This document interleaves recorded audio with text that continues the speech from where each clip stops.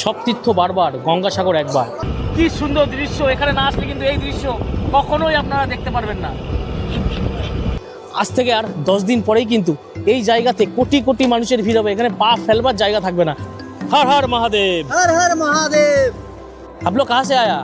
महाराष्ट्र। आप लोग महाराष्ट्र से आया? पहली बार आया?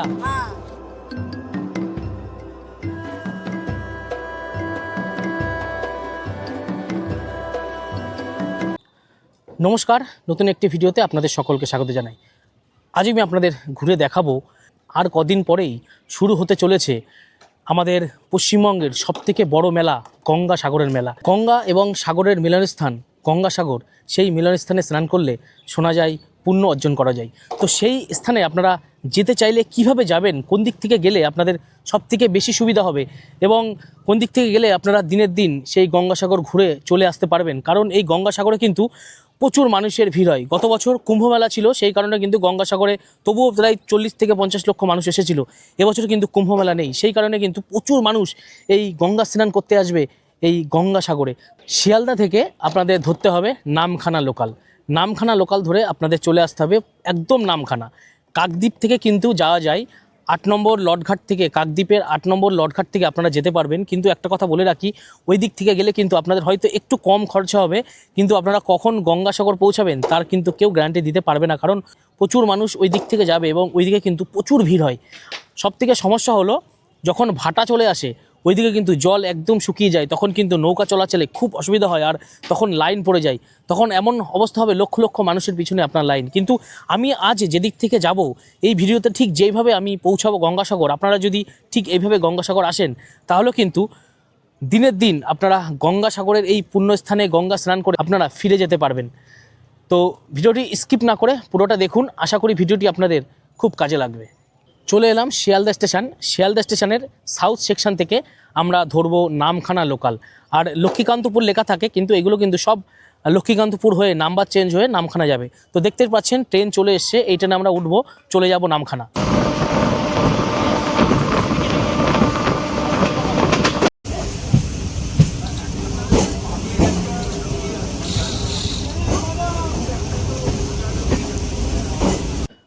পৌঁছে গেলাম নামখানা স্টেশন। সামনেই দেখতে পাচ্ছেন প্রচুর টোটো, অটো সব দাঁড়িয়ে রয়েছে। এখান থেকে কিন্তু আপনারা সহজেই চলে যেতে পারবেন আতানিয়া দোয়ানিয়া ব্রিজের নিচে, যেখান থেকে এই গঙ্গাসাগরের যে লঞ্চগুলো ছাড়ে সেই জায়গাতে। তো এই নামখানা স্টেশন থেকে নেমে আমরা ওখান থেকেই টোটো ধরে চলে আসলাম এই নারায়ণপুর বাজারে। আপনারা যদি আসেন, আপনাদের কিন্তু এই নারায়ণপুর বাজারে আসলে সুবিধা হবে। দেখতে পাচ্ছেন চারিদিকে বাস দিয়ে যেসব প্যান্ডেল করছে, এগুলো কিন্তু এই গঙ্গাসাগর মেলার জন্য প্রস্তুতি হচ্ছে। আতানিয়া দোয়ানিয়া নদী, এই নদীর নিচ থেকে কিন্তু আপনারা পেয়ে যাবেন আর সাগর আইল্যান্ড যাওয়ার জন্যে যে লঞ্চ বা নৌকা সেগুলো। তো চলুন আপনাদের সবটাই দেখাবো। দেখুন, এটাই হলো সেই নারায়ণপুর বাজার, আর এদিকে রয়েছে আতানিয়া দোয়ানিয়া নদী। এই রাস্তা দিয়ে সোজা একটু হেঁটে যেতে হবে সামনের দিকে। আর এখান থেকে কিন্তু নৌকা পরপর লাইন দিয়ে থাকবে, শুরু হবে। দেখুন এখান থেকে কিন্তু নৌকা চালু করা শুরু হবে একদম সামনে পরপর, যেখান থেকে আপনার দেখাবো আপনাদের, যেখান থেকে মাছের নৌকাগুলো দাঁড়ায় এসে সেই পর্যন্ত কিন্তু পরপর নৌকা পেয়ে যাবেন আপনারা।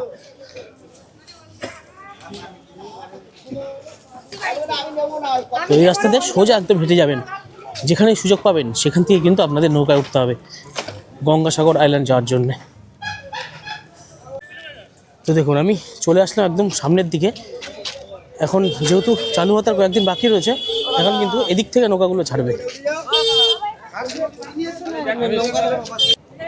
তো এখন আমরা এই ফেরিঘাট থেকে উঠবো, আর যখন সিজন চালু হবে, দেখতে পাচ্ছেন এখন কিন্তু কাজ চলছে পরপর এসব ফেরিঘাট থেকে আপনারা তখন উঠতে পারবেন, যে কোনো একটা ফেরিঘাট থেকেই। তো এখন আমরা এই ফেরিঘাট থেকে উঠে আমরা এখন গঙ্গাসাগর আইল্যান্ড যাব। দেখুন কত মাছের ট্রলার দাঁড়িয়ে রয়েছে, সব ট্রলার কিন্তু এখানে এসে দাঁড়ায়। এটা বিশাল বড় একটি মৎস্য বন্দর।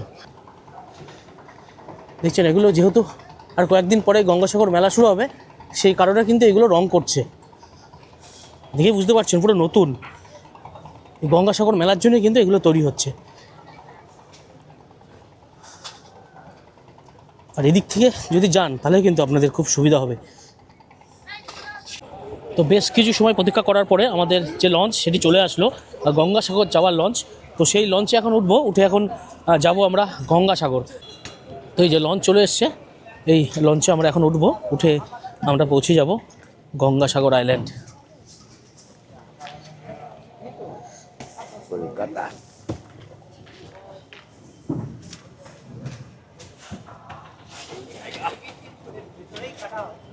টিকিটের ভেতরেই কাটা হয়? হ্যাঁ। টিকিট ভাড়া কত? 40 টাকা। মাত্র 40 টাকা হচ্ছে এখানে টিকিট ভাড়া। দাদা আগে উঠে পড়েছে, আগে উঠেই সিট নিয়েছে। আচ্ছা বলছি 40 টাকা টিকিট কি যখন মেলা শুরু হবে তো কদিন পরেই তখনই সেম থাকবে নাকি বাড়বে? তখন বাড়বে একটু। আচ্ছা তখন কত সময় পর পর লঞ্চ পাওয়া যাবে? লঞ্চ 1 ঘন্টা ছাড়া লঞ্চ। তখন 1 ঘন্টা পর পর? না মেলা মৌসুমে তখন কোনো টাইম নেই। পর পর ছাড়বে মানে প্রচুর মানুষ। হ্যাঁ আচ্ছা মানে এখন 1 ঘন্টা পর পর? এখন 1 ঘন্টা পর। মানে কবে থেকে অ্যাভেলেবেল শুরু হবে লঞ্চ? 10 তারিখ থেকে। 10 তারিখ থেকে অ্যাভেলেবেল শুরু হবে? হ্যাঁ। অ্যাকচুয়ালি মানে 10 তারিখ থেকে শুরু হচ্ছে। 10 তারিখ থেকে রেটও বেড়ে যাচ্ছে। রেটও বেড়ে যাচ্ছে, মানে রেট কত রাখছেন আপনারা? আপনাদের রেট আছে মনে হচ্ছে ওইটা 85 টাকা করে। মানে এক একজনের 85 টাকা করে রেট, এখন যেটা 40 টাকা। এখন 40 টাকা। আচ্ছা আচ্ছা, এখান থেকে গঙ্গাসাগর আইল্যান্ড পৌঁছাতে কত সময় লাগবে? 1 ঘন্টা। 1 ঘন্টা সময় লাগবে। আচ্ছা মানে কাকদ্বীপ থেকে বেশি সময় লাগে নাকি এখান থেকে বেশি সময় লাগে? না কাকদ্বীপ থেকে বেশি। কাকদ্বীপ থেকে আরো বেশি সময় লাগে, এখান থেকে কম সময় লাগবে। আচ্ছা তা শুনলেন আপনারা কিন্তু এখান থেকে যেতে পারেন, কম সময় লাগবে আপনাদের এবং অনেক সুবিধা হবে। আর একটা জিনিস আমি জানবো, এখানে আরো কয়েকটি ঘাট তৈরি করা হচ্ছে, সেখান থেকে মানে 2-3টে ঘাট থেকে নৌকা লঞ্চ ছাড়বে। বাহ। তো দেখুন এভাবে সিঁড়ি রয়েছে, এই সিঁড়ি দিয়ে নেমেই কিন্তু লঞ্চের ভেতরে যেতে হবে। প্রচুর মানুষ, দেখুন কত মানুষ সব গঙ্গাসাগর যাচ্ছে দেখুন। তো আমাদের লঞ্চটি ছেড়ে দিল, তো আমরা এখন যাব গঙ্গাসাগর আইল্যান্ডে। তো যেতে আমাদের 1 ঘন্টা লাগবে, এই নদীপথের প্রায় 1 ঘন্টা ভ্রমণ করে আমরা পৌঁছে যাব গঙ্গাসাগর।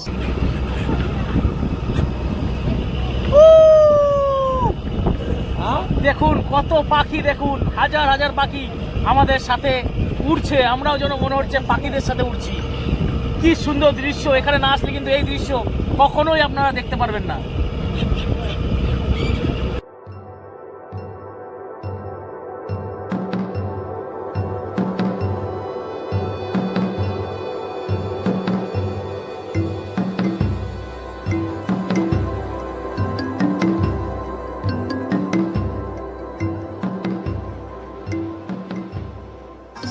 তো দেখুন এই যে খাবার রয়েছে, এই কটকটি ভাজা, পাখিগুলোকে এখন দেব।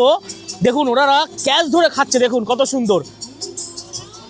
দেখুন সব চলে আসবে, দেখুন রাস্তায় সব চলে আসবে দেখুন।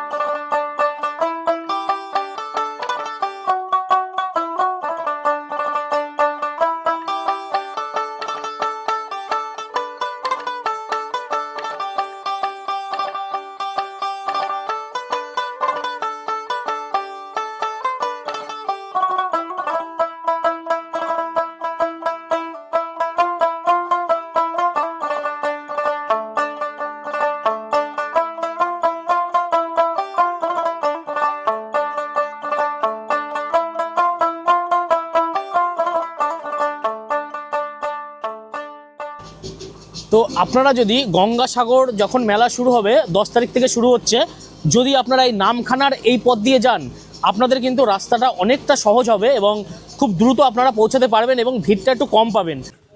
তো আমরা পৌঁছে গেলাম প্রায় 1 ঘন্টা এই নৌকাতে জার্নি করে বেনুবনের ঘাটে। আর এটাই কিন্তু বেনুবনের ঘাট। এখান থেকে নামলে কিন্তু আপনাদের সুবিধা হবে, এখান থেকে টোটোই করে যেতে হবে, হয়তো 20 টাকা ভাড়া নেবে, ভাড়া নিয়ে কিন্তু আপনাদের পৌঁছে দেবে গঙ্গাসাগরের যেখানে মেলা হচ্ছে, যে কপিলমুনির আশ্রম, সেই আশ্রমে।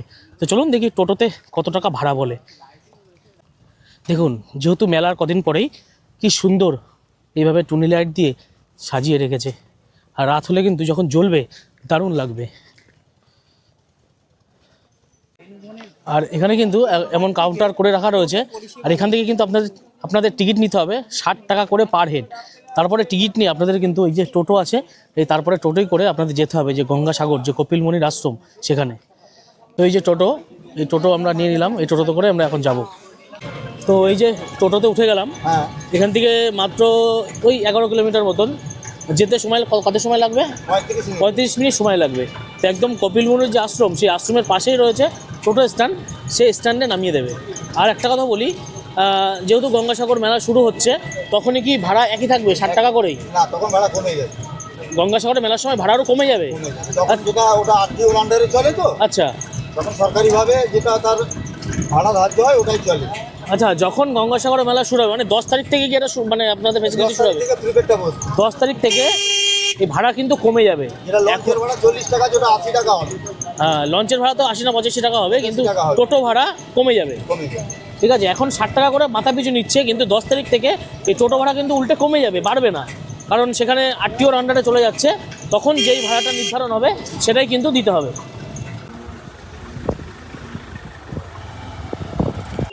তো দেখুন, এই স্থানে টোটো নামিয়ে দিল, আর টোটো কিন্তু আসলো এই দিক থেকে।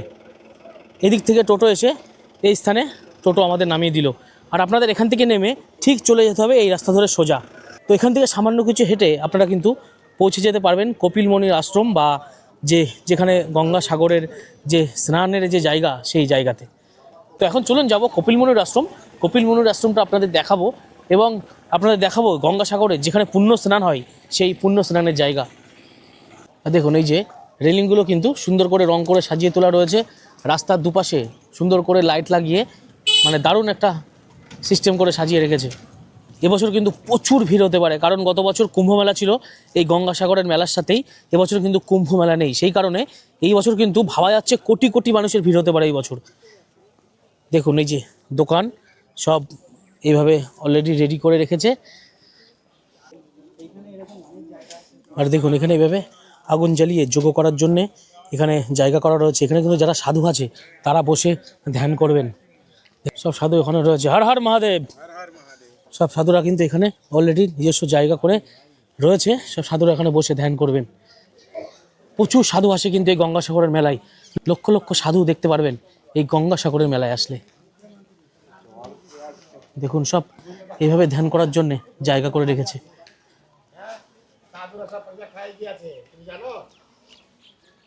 দেখুন,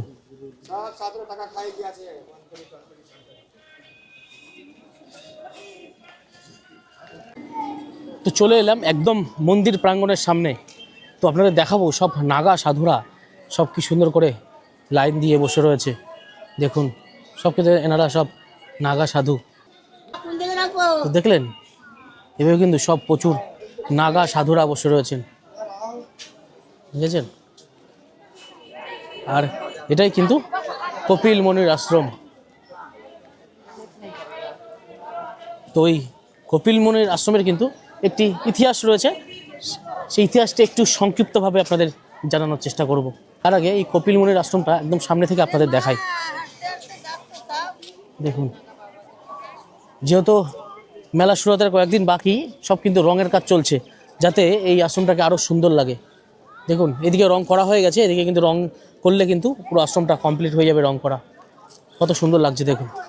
আর চারিদিকে কিন্তু পরিবেশটা এমনই। আর এপাশে রয়েছে একটি কপিল মুনি সরোবর। তো এই ভিডিওটি আপনারা যদি পুরো দেখেন, কোনো রকম প্রতারণায় না পা দিয়ে আপনারা সুন্দরভাবে ঘুরে আসতে পারবেন গঙ্গাসাগর। তো আপনারা জানেন, তীর্থস্থানে কিন্তু প্রচুর পরিমাণে স্ক্যাম হয়, মানুষজন মানে কোনো না কোনোভাবে ঠকানোর চেষ্টা করে। তো এই ভিডিও পুরো দেখলে আশা করি আপনারা ঠকবেন না।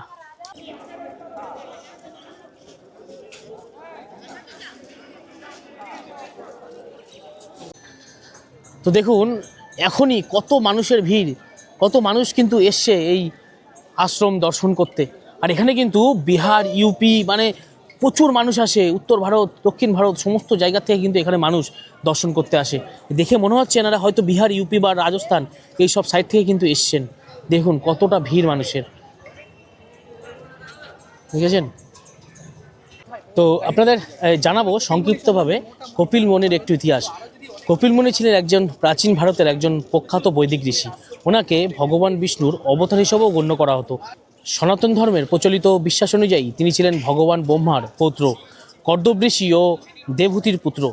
তো চলুন এবার আপনাদের নিয়ে যাব যেখানে পুণ্য স্নান হয় সেই ঘাটে। এই যে কপিল মুনি আশ্রম, তার সামনে যে রাস্তাটা, এই রাস্তা দিয়ে কিন্তু একদম সোজা চলে গেলেই আপনারা পেয়ে যাবেন যে পুণ্য স্নানের যে ঘাট সেই ঘাটটি। তো এই রাস্তা ধরে আমি হেঁটে যাচ্ছি, এখন যাব সেই ঘাটে।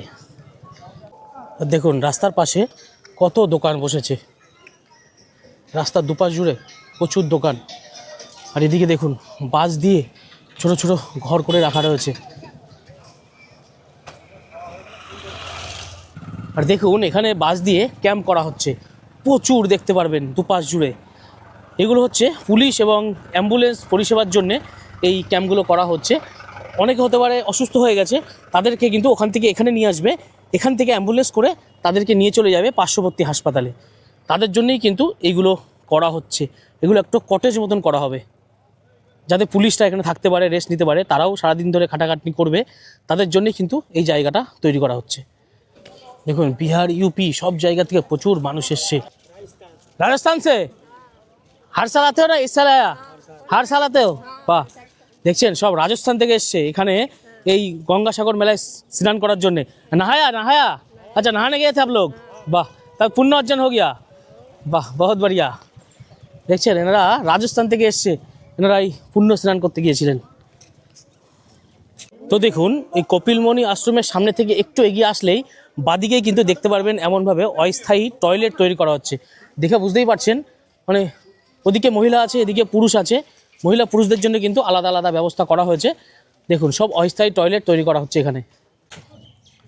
দেখুন কত বড় এরিয়া জুড়ে এই টয়লেট তৈরি করা হচ্ছে, যেহেতু কোটি কোটি মানুষের ভিড় হতে পারে এখানে, সেই কারণেই কিন্তু এই ব্যবস্থা। চলে এলাম পুণ্য স্নানের সেই ঘাটে। দেখুন ঘাটে এখানে একটি এভাবে কাজ চলছে, একটি সুন্দরভাবে ব্যারিকেড করা হচ্ছে। আর এটাই কিন্তু সেই পুণ্য স্নানের ঘাট। এদিকে দেখুন সব চারিদিকে কাজ চলছে।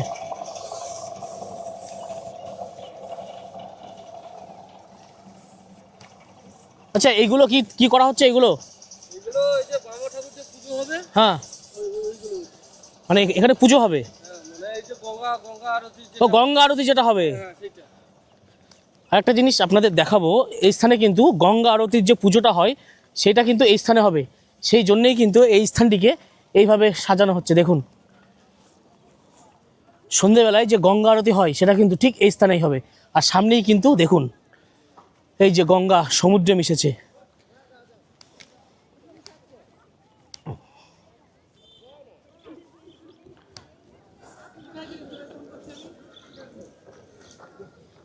দেখুন আর এই স্থানেই কিন্তু গঙ্গা স্নান হয়।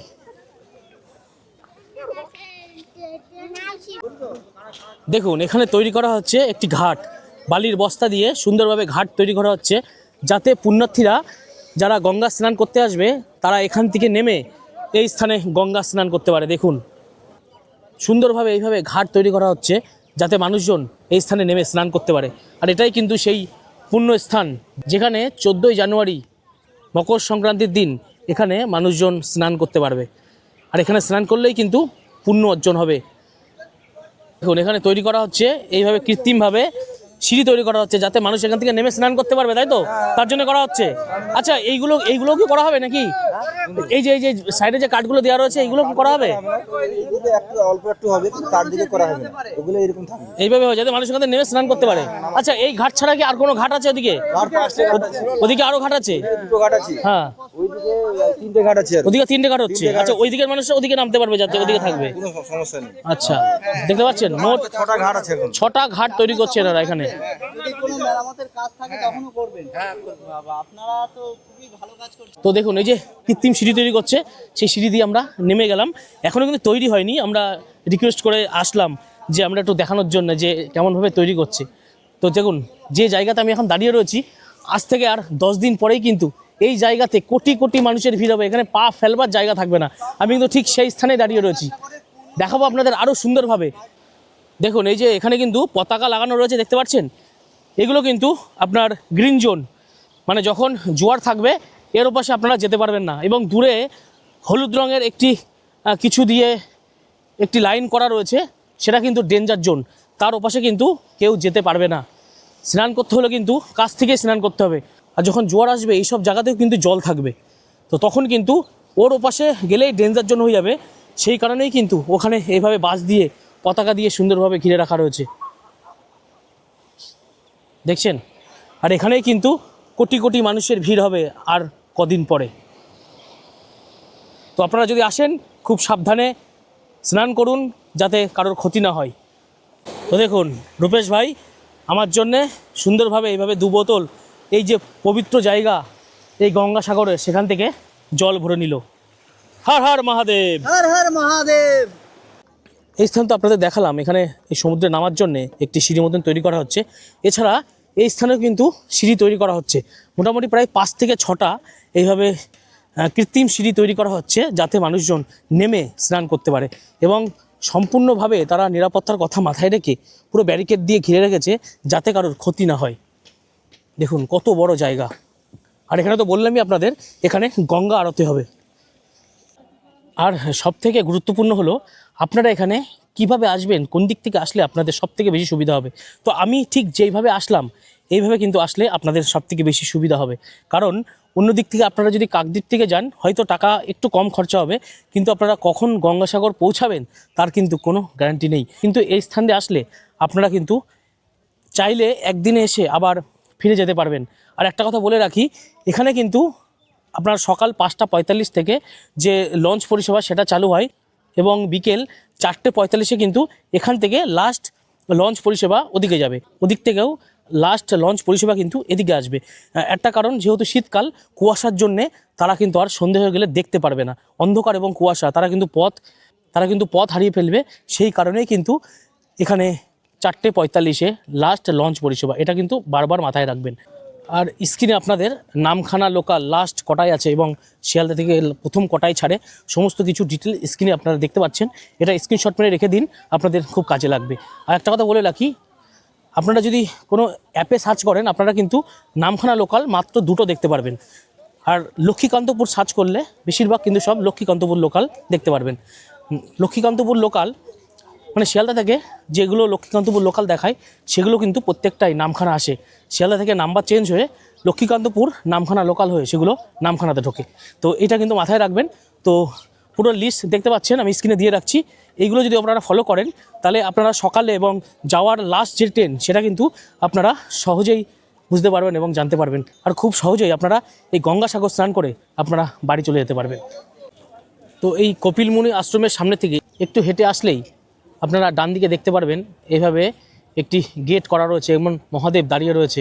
তার ভেতর দিয়ে কিন্তু গেলেই পেয়ে যাবেন মার্কেট, পুজোর সামগ্রী কেনার জন্য কিন্তু ভেতরে এখন প্রচুর দোকান রয়েছে। আগে বাইরে যেগুলো ছিল সেগুলো এখন এই ভিতরে করে দিয়েছে। তো এখান থেকে পুজোর সামগ্রী কিনে কিন্তু আপনারা এখানে পুজো দিতে পারবেন, বা আপনারা গঙ্গা আরতি বলুন, যেখানে আপনাদের পুজোর সামগ্রী লাগবে সেই কাজে আপনারা ব্যবহার করতে পারবেন। তো এই দেখুন এটা হচ্ছে কপিল মুনির আশ্রম, আর ঠিক সামনের থেকে এগিয়ে আসলেই ঠিক দেখতে পারবেন এমন মহাদেবের একটি মূর্তি, তার ভেতরেই 2টো গেট করা রয়েছে, সেই গেট দিয়ে কিন্তু আপনাদের যেতে হবে। তো দেখুন কতটা ভিড় মানুষের, বহু দূর দূরান্ত থেকে মানুষ এসছে এই কপিল মুনির আশ্রমে এই গঙ্গাসাগরের মেলাতে, দেখতে পাচ্ছেন কত ভিড় দেখুন। আর প্রচুর মানুষ কিন্তু সব বিহার, ইউপি, রাজস্থান এইসব জায়গা থেকে এসছে। आप लोग कहाँ से आया? महाराष्ट्र। आप लोग महाराष्ट्र से आया? हाँ। पहली बार आया? हाँ वाह वाह वाह, कब आया? आज ही आया क्या? हाँ अभी आया, अभी 15 दिन हो गए हम बाहर निकले, हम काशी से आया। अच्छा, काशी से घूमने के लिए निकले? लेके निकले 1 महीना, हमारी टीम है, टीम है, हाँ, बस में आए आप लोग? बस में आया। अच्छा, नहा लिया? हाँ, अच्छा, नहा के आया दर्शन लेने का। दर्शन लेने आया? हाँ, हम संभाजीनगर से, संभाजीनगर। अच्छा, बहुत बंदा आया, सब बिहार, यूपी, महाराष्ट्र वो सब साइड से हैं? हाँ सब देख देख के आया। দেখতে আয়া। তো দেখলেন কত মানুষের ভিড় এবং কত মানুষ এসছে এই গঙ্গাসাগর মেলাতে এই গঙ্গার পুণ্য স্নান করতে। দেখতেই পাচ্ছেন পিছনে কত মানুষ, বিহার, উত্তরপ্রদেশ, মহারাষ্ট্র, গুজরাট সমস্ত জায়গা থেকে কিন্তু মানুষ এখানে আসছে এবং আরও আসবে। আর কয়েকদিন পর কিন্তু এইখানে দাঁড়ানোর জায়গা থাকবে না, এতটা ভিড় হবে। দেখুন ঠিক এইভাবে লাইন দিয়ে ভিতরে ঢোকাচ্ছে, দেখুন কত ভিড়, দেখুন কত মানুষ, দেখছেন কত মানুষ সব রয়েছে এখানে, সব এভাবে ঢুকছে এই কপিল মুনির আশ্রমে দর্শন করতে।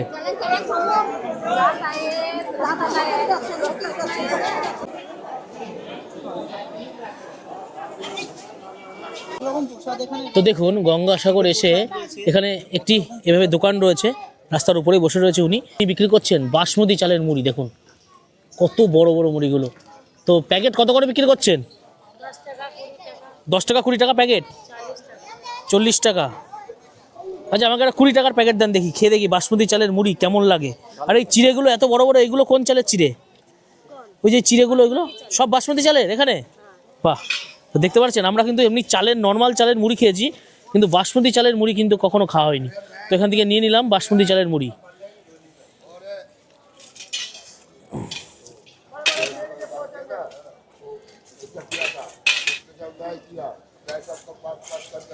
মানে 20 টাকা 100 গ্রাম, 20 টাকা, তাই তো? 20 টাকা 100। কথাই আছে সব তীর্থ বারবার, গঙ্গাসাগর একবার। তো এই গঙ্গাসাগর ঘুরতে কিন্তু আপনাদের একবার না একবার আসতেই হবে। তো আপনাদের দেখালাম এই গঙ্গাসাগর কিভাবে আসবেন, কিভাবে আসলে আপনাদের সুবিধা হবে, এবং বর্তমানে গঙ্গাসাগরের কতটা ভিড়, কিভাবে সাজিয়ে তুলেছে এই গঙ্গাসাগর। তো ভিডিওটি যদি আপনাদের ভালো লাগে অবশ্যই শেয়ার করে ছড়িয়ে দেবেন, লাইক করবেন, কমেন্ট করবেন। তো ভালো থাকবেন, আবার দেখা হচ্ছে পরবর্তী একটি ভিডিওতে।